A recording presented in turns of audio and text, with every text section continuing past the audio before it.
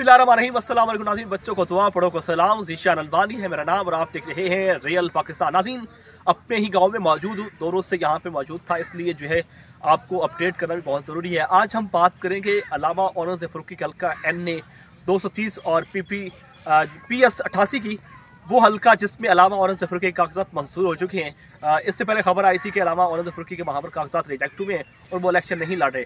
अब जो मुकम्मल अपडेट आ चुकी है कि अलामा ऑनर्स फ़ारूकी ने जो है वहाँ पर डोर टू डोर कैंपेन का आगाज़ भी कर दिया है और बड़ी मजहबी जमातों ने जो है उनकी हिमायत का ऐलान भी कर दिया है। कौन सी मजहबी जमातें हैं और किन मजहबी जमातों ने उनकी हिमायत की है, वो आज के अपने प्रोग्राम में आपको बताऊँगा। दूसरी बड़ी अहम खबर ये है कि अलामा मसूद उस्मानी शहीद के कातिल जो हैं वो भी मंजर आम पर आ चुके हैं और उनके बारे से भी बड़ी अहम खबर आ चुकी है, वो भी हम आपको अपडेट देंगे।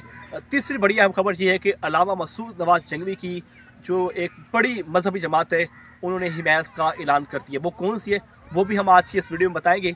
मुकम्मल वीडियो की तरफ जाने से पहले आपसे गुजारिश करूंगा कि अगर अभी तक आपने हमारे चैनल को सब्सक्राइब नहीं किया तो सब्सक्राइब कर लें, घंटी के निशान को दबा लें ताकि हमारी आने वाली हर वीडियो आप तक जल्दी पहुँच सके। नाज़रीन, सबसे पहले बड़ी अहम खबर की तरफ आते हैं कि अलामा ऑनर्स फ़ारूकी ने NA 230 और PS 88 की तरफ से जो है अपनी कैंपेन का आगाज़ कर दिया है और डोर टू डोर कैंपेन का कर रहे हैं। साथ ही जो है पाकिस्तान की बड़ी मजहबी सियासी जमातों ने उनकी हिमायत का ऐलान कर दिया है। एक तरफ जो है अलामा हशाम इलाही ज़हीर और एहतशाम इलाही ज़हीर की जो जमात है उन्होंने उनकी हिमायत का ऐलान किया। दूसरी तरफ तहरीक लबैक पाकिस्तान और सुन्नी तहरीक और इसके अलावा जमीयत उलमाए इस्लाम सीन फे की जानब से जो है उनकी हिमायत का ऐलान किया गया है। अब हम आते हैं जी, और इस वक्त जो है वो मजबूत होकर हल्के में पहुंच चुके हैं और डोर टू डोर कैंपेन कर रहे हैं और बड़े बड़े ग्रुप जो हैं उनके साथ मिल रहे हैं।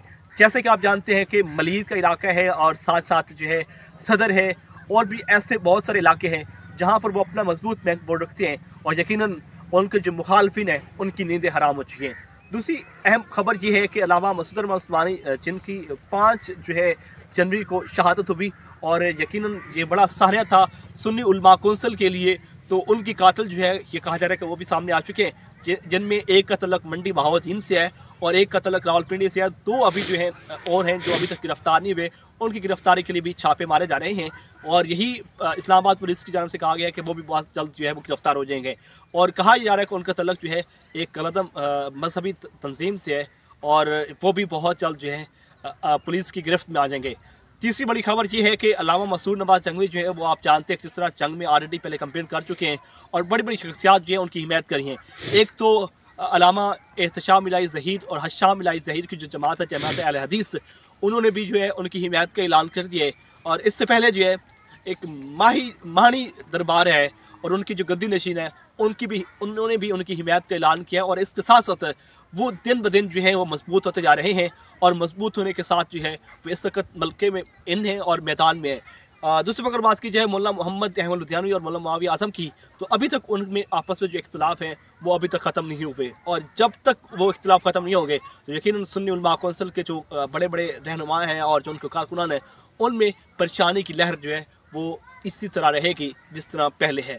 और अभी तक जो है आपने जाना कि मौलाना ऑनर्स फ़ारूकी साहब जो हैं वो कुछ रोज़ पहले जंग भी आए थे और उन्होंने जंग में मौलाना मुआविया तमतारक और मौलाना मोहम्मद अहमद लुधियानवी के साथ मुलाकात की थी, लेकिन ज़राए से ये खबर मिली थी कि वो बहुत अच्छी और खुशगवार मुलाकात रही, लेकिन अभी तक उसका नतीजा जो है वो सामने नहीं आया। कहा जा रहा है कि 2-3 दिन में उसका नतीजा निकल आए, तो यकीनन इस हवाले से जो है कारकुनान जो है जंग की आवाम जो है और जितनी भी जमात के चाहने वाले हैं वो यही कहते हैं कि एक सुलह का जो है फैसला सामने आए और सुलह की तरफ जो है रास्ता निकालना चाहिए ताकि इस जमात को जो है एक मुनज़्ज़म तरीके से जो है वो चलती रहे और यकीनन इस पर खैर की जो है बरकतें चलती रहे। नाज़रीन, आज के प्रोग्राम में आपको कैसा लगा कमेंट सेक्शन में बताएगा। अपने मेज़बान चैनल बानी को रियल पाकिस्तान से इजाज़त दीजिए। अल्लाह के बाद।